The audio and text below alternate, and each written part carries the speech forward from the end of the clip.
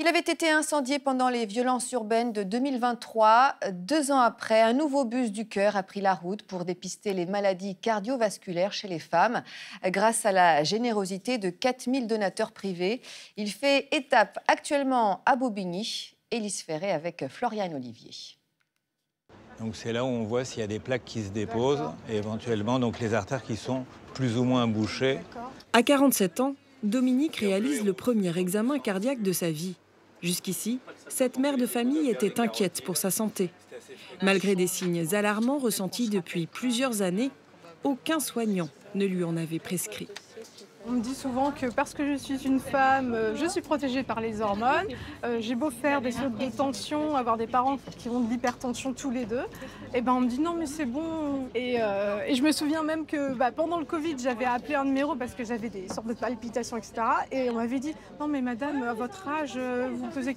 Non c'est bon, vous ne rentrez pas dans la statistique du risque. En France, 200 femmes meurent chaque jour d'une maladie cardiovasculaire, soit un décès toutes les 7 minutes.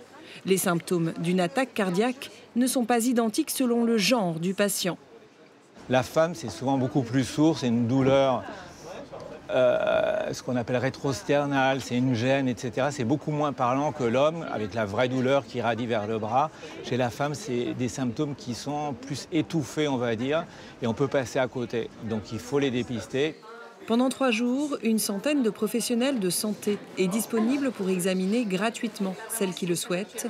Après plus d'1 heure et demie de consultation, vient le moment du bilan et des conseils de prévention.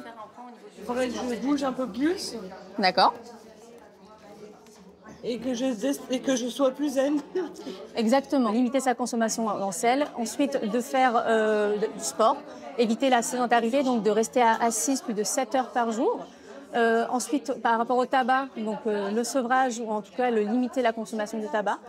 Pareil pour l'alcool. L'étape du bus du cœur des femmes à Bobigny, c'est l'occasion de se faire dépister pour 300 personnes en moyenne. Une opération pour faire reculer la première cause de mortalité féminine.